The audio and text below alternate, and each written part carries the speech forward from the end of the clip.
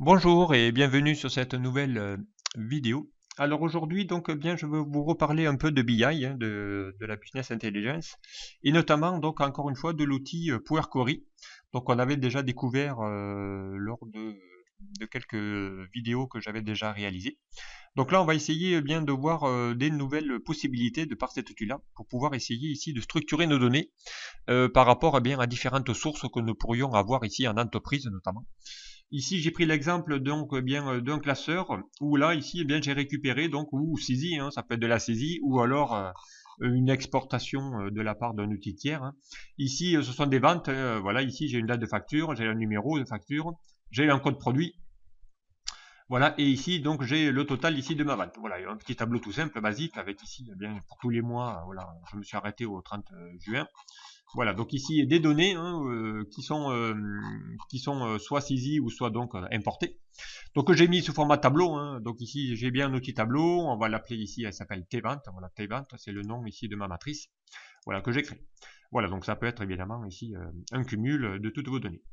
À partir de là, donc j'ai des fois dans l'entreprise, il peut arriver on ait des sources de différentes façons. Et ici donc j'ai une deuxième source qui ici est représenté par un bloc-notes. Voilà, ici c'est un fichier texte hein, notamment. Et ici donc je vais me retrouver avec ici d'autres informations que je n'ai pas dans ma source et que j'aimerais bien relier.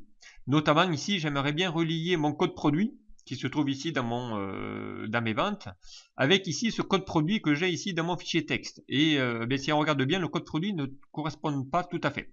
Donc ici on a évidemment les premiers caractères qui correspondent. Mais ici, donc, j'ai des caractères en trop dans mon fichier Excel qu'il va falloir essayer ici de les retirer. Puisque ça peut arriver, des fois, on a des codes qui se rajoutent tout seuls lors de modifications et qui n'est pas tout à fait identique à ceux qu'on souhaite avoir par ailleurs dans une autre table. Donc ici, eh bien, il va falloir un peu modifier. Si je veux, par exemple, ici avoir une synthèse où je veux savoir eh bien que mon code produit correspond bien à mon produit A, produit B, produit C. Et pourquoi pas ici, j'ai rajouté les noms d'un commercial qui va lui vendre chacun des produits. Donc si je veux ensuite réaliser un tableau de bord qui va m'afficher ici mes commerciaux, mon chiffre de vente par commerciaux, bien ici, voilà, j'ai pas les infos dans la même table, je les ai à deux endroits différents. Donc comment faire dans Power Query pour aller éviter bien de combiner tout ça, de les réunir et de relier ici ces deux tables pour en faire un plus qu'une. Et bien c'est parti, donc on va aller ici bien vérifier tout ça. Donc on va aller d'abord fermer ici ce classeur. Voilà. On va partir ici sur un nouveau classeur et on va essayer bien de combiner tout ça là-dedans. Donc je pars ici de mon Power Query. Donc je vous rappelle, hein, Power Query c'est un add-on, hein, donc c'est un complément hein, que vous pouvez ici récupérer dans vos fichiers à partir de 2010. Dans les options, on peut aller ici dans les compléments. Voilà. Et dans les compléments, donc on va pouvoir ici aller dans les compléments d'Axel, hein, aller chercher ici les compléments.com. Et dans les points com, donc on va bien atteindre, on va aller ici récupérer bien Power Mob, Power Query ou Power Pivot si vous l'avez. Voilà, donc en 2013 ou en 2010, en 2016, donc c'est inclus. Voilà, donc un outil que vous pouvez évidemment récupérer, qui n'est pas malheureusement sur 2007, mais qui n'apparaît qu'à partir de 2010 ou qu'on peut télécharger. Voilà, donc bien c'est parti. Donc je pars de mon Power Query, je vais aller donc à partir d'un fichier ici, bien Excel, je vais déjà récupérer mon tableau. Donc je l'ai mis ici, moi, dans mon cas, dans mon bureau, voilà, dans un dossier qui s'appelle Power Query, et mon fichier est là. Je fais OK. Donc là, il va essayer de lancer donc le requêteur, voilà, il va faire la connexion. Voilà. Donc il a trouvé ici mon fichier, vente 2016, avec ici deux possibilités de télécharger. Soit je télécharge ma feuille, ou soit ici, bien, il peut télécharger uniquement le tableau, puisqu'il reconnaît également si vos données ont été mises sous format de tableau, il les reconnaît. Donc moi, je choisis régulièrement mon tableau. Voilà. Et on a ici eh bien, un aperçu de mes données qui se trouvent ici dans mon classeur. Donc ici, on ne va pas charger, on va juste lui dire d'aller modifier pour lancer ici le requêteur, voilà, le requêteur de Power Query. Donc ici, j'ai un aperçu encore une fois de mes données.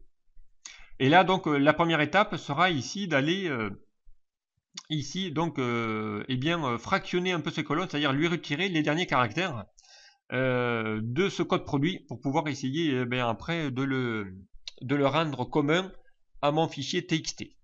Alors, eh bien, ça, c'est parti. Donc, on va ici sélectionner ma colonne et on va ici dans l'éditeur requête, aller ici chercher dans transformer. On va essayer ici de trouver ici le fractionné et on va lui dire par délimitateur. Il va lancer une petite fenêtre d'invite et il va vous demander ici quel est le délimiteur de vos données. Et bien ici, notre délimiteur, donc, eh bien, j'ai pas de point.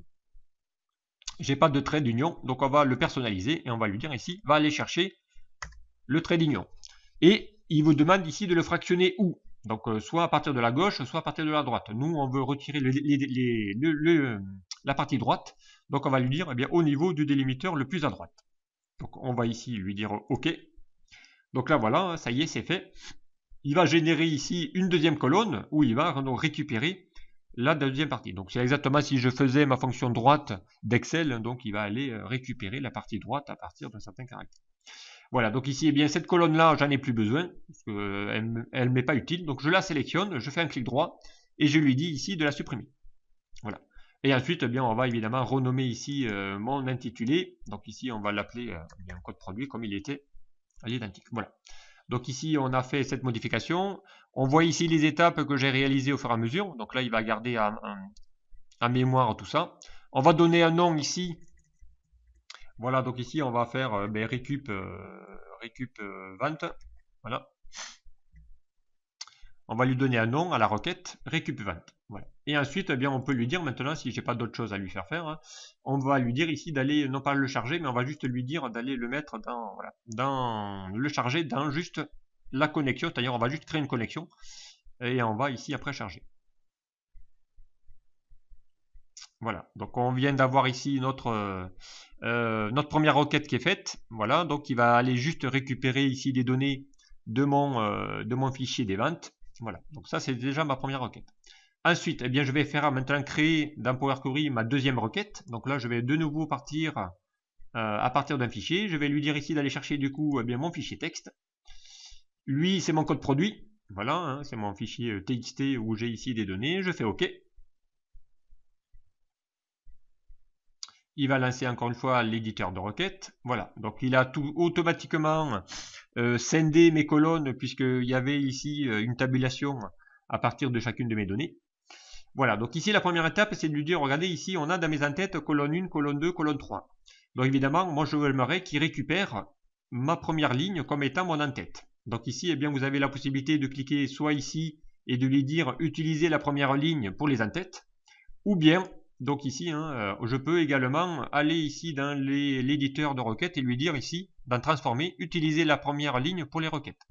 Voilà, et là du coup, eh bien, vous voyez que votre tableau hop, est remonté, il vous a mis ici donc vos en-têtes en première ligne. Voilà, donc ici j'ai pas d'autres modifications à faire. Là pareil, hein, donc on va lui demander ici d'aller lui donner un nom à cette requête. Donc ici ça va être la récup code produit. Voilà. Donc et ici on va faire la même chose que tout à l'heure. On va lui dire charger dans et on va juste lui dire de créer une connexion uniquement et de charger. Voilà. Donc maintenant ici j'ai mes deux requêtes. Voilà, maintenant essayez ici dans cette feuille là, hein, dans ce feuille Power Query, comment aller lui dire ici de maintenant d'aller réutiliser et charger dans cette feuille là, hein, lui dire ici d'aller récupérer les données en combinant les deux requêtes, les deux fichiers. Et bien pour ça, donc on va utiliser ici dans l'outil combiné, je vous avais déjà montré le ajouter, on va ici utiliser l'outil fusionner. Voilà, donc on va y cliquer dessus. Il va vous demander ici eh bien, quelles sont les tables à fusionner. Donc ici, je vais choisir ici ma première requête qui s'appelle récup vente, qui va récupérer sur le total. Je vais récupérer la deuxième où on vient de créer ici mon code produit. Et ensuite, il va vous demander ici de créer eh bien, la jointure correspondante. Donc ici, la jointure, hein, ça va être ici de récupérer mon code produit avec ici mon code produit. Donc maintenant, on a les deux. Voilà, donc ici, hein, il va pouvoir ici eh bien, faire le lien entre les deux. Hein. On a les mêmes types de données dans chacune. Et là, on va essayer. Ici, il lui a dit d'aller faire donc une jointure. Donc là, on a, eh bien, pour ceux qui connaissent un peu Access. Donc voilà, ici, on a les types de jointure gauche. On peut avoir l'externe de droite. ou en entier. Donc voilà, ici on a évidemment la jointure droite ou gauche qu'on peut avoir également. Donc ici, donc, ben nous là, voilà, la code produit, hein, la jointure gauche me suffit. On va prendre ici comme étant par défaut la prioritaire, celle de la récup des ventes. Là, il a déjà vu qu'il avait récupéré ici, a priori, il va retourner 182 sélections. On va lui dire OK. Donc là, il va lancer l'éditeur de requête. Voilà. Donc là, il a bien ici récupéré encore une fois les mêmes données. Et là, on va ici lui rajouter ici, donc il vous a rajouté ici une nouvelle colonne qui va essayer ici de là, il va falloir lui dire d'aller récupérer les données que je veux voir affichées dans ma fenêtre. Donc ici, hein, bien, j'ai pas besoin de mon code produit parce que je l'ai déjà dans mon fichier source, mais je veux ici rajouter dans ce fichier-là, eh bien, ma destination et mon commercial. Et je vais lui dire OK. Donc là, automatiquement, eh bien, vu qu'il a fait la liaison avec ici mon code produit, eh bien, il a pu dire que mon CC425 correspond à mon produit D et c'est vendu par Lucie. Voilà. Donc après, eh bien, maintenant, j'ai ma combinaison qui a été faite. On va ici lui donner un nom à ma nouvelle requête. Donc ici, ben, ça va être ici mon extraction. Voilà, extraction combinée. Voilà, donc ici, ça sera mon extraction qui va être combinée. Et là, ben, j'ai juste ici qu'à lui modifier un peu mes entêtes. Donc ici, on va lui dire que voilà, on va éviter de laisser la désignation. Ici, pareil, on va faire un double clic. Voilà, on va lui éviter de mettre ici automatique qui va donner un nouveau nom. Voilà, ici, eh bien, j'ai mon tableau hein, maintenant qui a fait la synthèse de mes deux sources différentes. Et là, je peux lui dire maintenant eh bien d'aller fermer et charger, puisque je vais avoir maintenant les données. Voilà. Il a fait ici dans une nouvelle feuille, hein, voilà, ni plus ni moins. Donc ici maintenant, eh bien, j'ai mes dates, j'ai ici ma facture, j'ai mon code produit. Voilà, j'ai mon total des ventes et j'ai également ici, donc ici on va pouvoir, eh bien pourquoi pas, dans les outils de requête, on pourrait ici lui dire d'aller changer ici, voilà, lui mettre en format. Donc après, ben, une fois que c'est là, hein, on va pouvoir ici lui dire de mettre en format monétaire si on le souhaite. Voilà. Voilà, donc ici j'ai mon total, j'ai ici mes produits correspondant à mon code produit, hein, donc ma désignation, et j'ai également le commercial. Donc à partir de là, eh bien voilà, ici ça va être ici ma récap. Donc voilà, récap data. Donc ma feuille 1, j'en ai pas besoin. Je vais pouvoir ici soit la supprimer. Voilà. Donc ici, ben, ça y est, hein, j'ai mes données qui ont été récupérées avec la combinaison ici de mes deux fichiers sources. Et là, bien là, maintenant, ben, je peux partir, hein, aller faire un tableau croisé dynamique, voilà, dans une deuxième feuille. Je peux savoir si je veux maintenant mes ventes, mon chiffre d'affaires par commercial, hein, voilà, ici. Hein. Donc, j'ai ici mes ventes qui vont être ici bien réalisées. Hein. Donc, ici, on va modifier, on va les mettre en format de type nombre, voilà, monétaire, sans décimale. Voilà. Donc maintenant, ben, j'ai mon chiffre d'affaires ici, hein, qui a été, voilà, ici c'est mon chiffre d'affaires, donc ici c'est mon CA, c'est mes ventes. Voilà. Là c'est mes commerciaux.